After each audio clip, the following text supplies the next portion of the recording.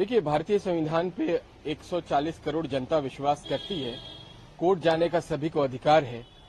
तो अगर ये बात आ रही है तो वो अपने अधिकार का इस्तेमाल करेंगी और कोर्ट तो सबके लिए खुला है। इंसाफ अच्छे से होगा वहां पे।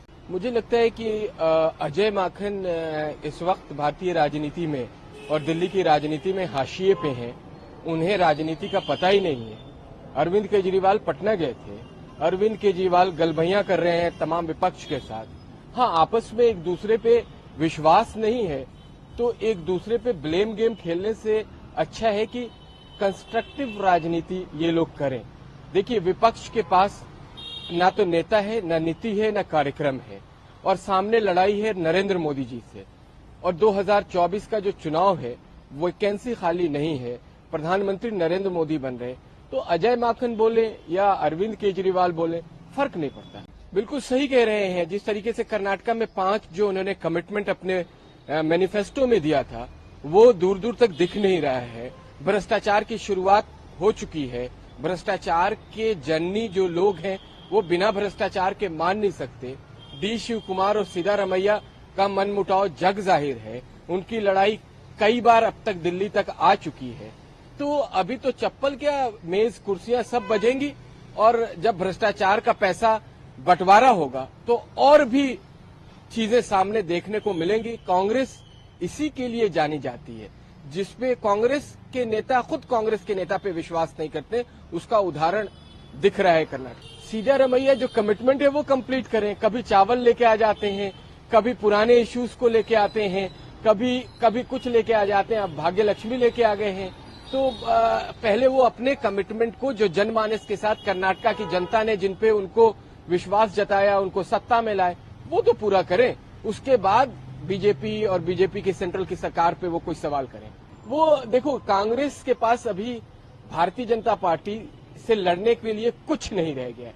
तो एक उन्होंने हथियार अपनाया हुआ है, मोदी जी को गाली देना।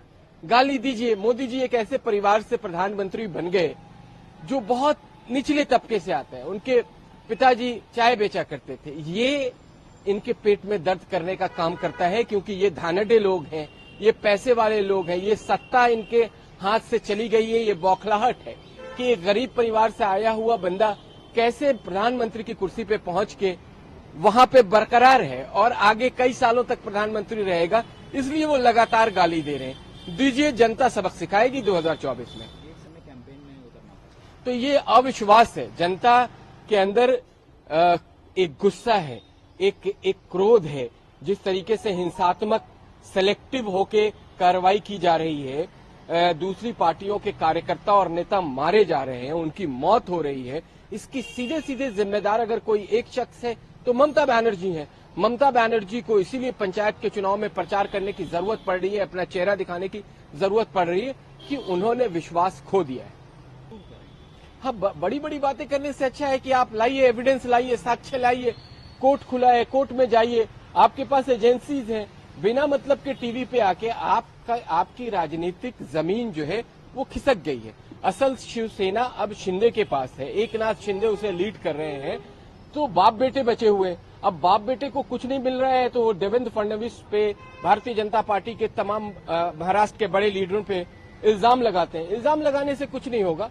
आप आइए सामने और अगर कोई प्रूफ है तो दिखाइए, जनता तब समझेगी। देखो, ये बहुत ही भारतीय सामाजिक सभ्यता पे ये बहुत बड़ा कुटराघात है कि आप किसी को डरा के, किसी को धमका के, किसी को लालच दे के आप धर्मांतरण करें। इससे बड़ा अपराध मुझे लगता है कि कोई हो ही नहीं सकता। इस पे अगर योगी आदित्यनाथ जी ने कंसर्न जाहिर किया है तो वो इसको लेके बहुत सख्त है। जो लोग इसमें लगे हुए हैं छुप के और अपने आइडेंटिटी को हाइड करके लोगों के धर्म को परिवर्तन कर रहे हैं, उन्हें समझ जाना चाहिए कि अगर योगी आदित्यनाथ जी ने कंसर्न जाहिर किया है तो आपका आखिरी ठिकाना जेल होगा। जो भी अपराधी इसमें शामिल हैं, अपराध कर रहे हैं, आपको बाज आना चाहिए। और धर्मांतरण इस तरीके से नहीं होता है, धर्म भी नहीं कहता है। तो धर्म के विरोध जाके अगर इस तरह का कोई कार्य कर रहा है वो पापी भी है और कानून के तहत अपराधी भी है। दोनों की सजा बहुत खतरनाक होती है। नमस्कार, मैं हूं मानक गुप्ता। अगर आपको हमारा ये वीडियो पसंद आया हो तो इसे लाइक और शेयर जरूर करें और हाँ, हमें सब्सक्राइब और फॉलो करना ना भूलें ताकि आप देश और दुनिया की कोई खबर मिस ना करें।